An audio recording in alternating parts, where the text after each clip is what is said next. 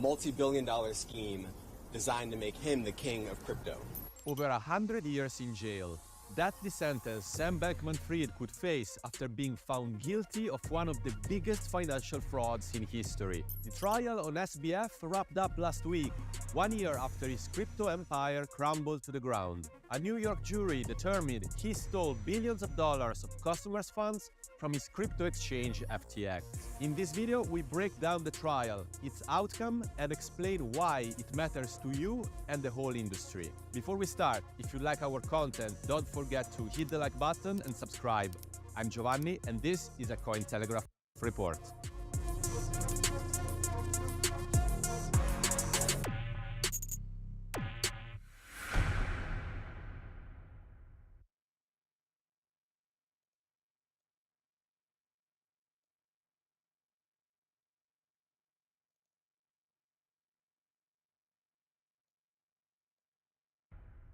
FTX, one of the world's largest crypto exchanges, collapsed in November 2022, going from a valuation of about $32 billion to zero in just a few weeks.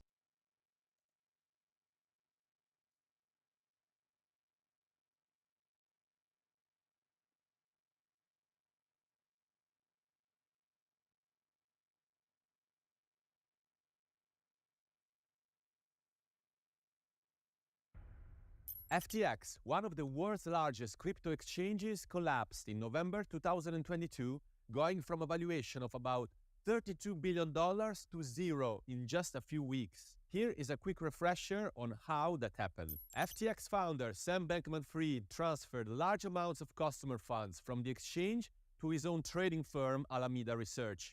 SBF then used those funds to make risky bets on crypto, lobby politicians in Washington, and fund his lavish lifestyle in the Bahamas. In early November 2022, it became clear that FTX and Alameda were insolvent after losing billions of dollars of customer funds in the crypto bear market. Pagamshi Kanegundla and Ivan Lutra, two victims of the FTX collapse, told us about those dramatic moments. I was using FTX, my go-to every day, simply because of the user experience that the app had and all the other credibility around it also, because I mean, it was one of the top two exchanges out there at the time. And when it went down, I had just over a couple $1 million, mostly in a mix of different altcoins and some Bitcoin. I was supremely upset. I was like, oh my God, I can't believe this happened. I got hurt from it, but I did it with money I was willing to lose. A 5-week criminal trial against SBF ended last week. The essence of the trial boiled down to this question. Was Sam a calculated villain or simply an experienced manager who made terrible mistakes? Yasha Yadav, a law professor specializing in cryptocurrency, told us more about this crucial aspect. Traditionally, conventionally, legally, it's just very hard to show intent because you have to go into someone's mind to show that, establishing his state of mind, what he was thinking, what his motives were, what he was really hoping to achieve through FTX as a potential conduit for funds for Alameda. To prove Bankman-Fried's intentionality, the prosecutor could count on the testimony of 3 key witnesses. Gary Wang, the former chief technology officer of FTX, Nishad Singh, the former head of engineering at FTX, and Caroline Ellison, the former CEO of Alameda and SBF's former girlfriend. All of them pleaded guilty to fraud charges and agreed to testify against SBF. Wang was the first to take the stand. He told the courtroom that SBF asked him to create a secret backdoor between FTX and Alameda Research. That backdoor gave Alameda a credit line from FTX worth about $65 billion. That meant Alameda could withdraw virtually unlimited customer funds from FTX without customers' knowledge or consent. But the main star of the trial was Caroline Ellison. She shared important details on the dark side of SBF's personality, which was key to proving his intent. The evidence that she brought out was very, very personal in nature. She went through conversations that she had with Sam in deep detail. These are conversations that are very revelatory about what was happening at that time, what Sam Bankman-Fried was thinking. During her testimony, Caroline confirmed that SBF was the mastermind behind the scheme, which illegally funneled about $14 billion of FTX funds to Alameda. But that's not all. The latest to testify was Nishad Singh, the former engineering director of FTX. He told the jury how SBF personally instructed him to spend FTX customer funds. Expenditures included sponsorship deals, investments in startups and real estate, including a $35 million penthouse in the Bahamas. Basically, Singh revealed SBF was directly responsible for the misuse of customer funds.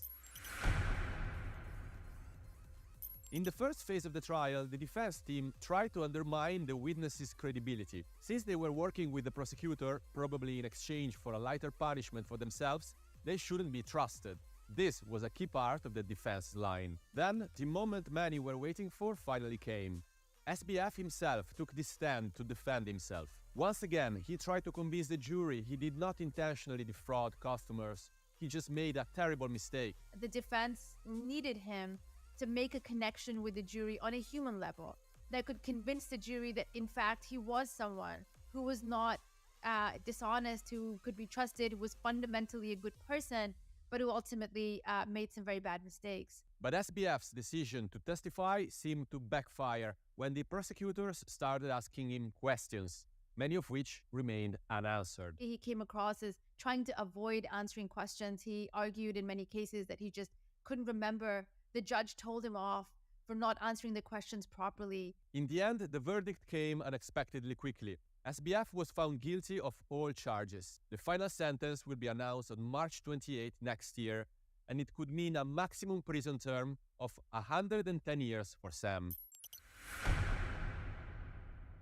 Now, why does this trial matter?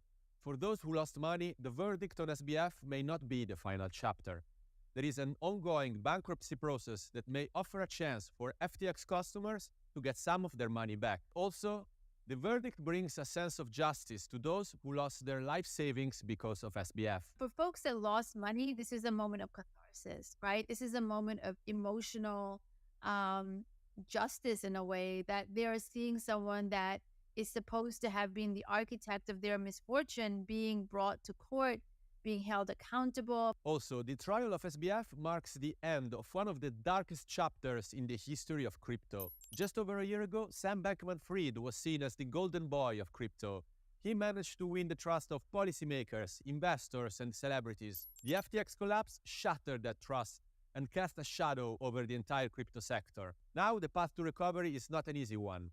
Restoring the industry's tarnished reputation will be a slow but necessary journey. Only through this process can the crypto world move forward. What the industry needs is customers. Otherwise, there is no industry, right? If customers don't feel confident that they will be protected, if they don't feel safe about where they put their money and their hard-earned wealth, then they're not going to come, right? People should question what's happening in the space and why we have so much trust on these exchanges. I think we need regulation to prevent this from happening, number one. And also, number two, we need to have it more legitimized within the US space. And that starts with getting a Bitcoin ETF approved. Focusing on customers and protecting their assets at all costs.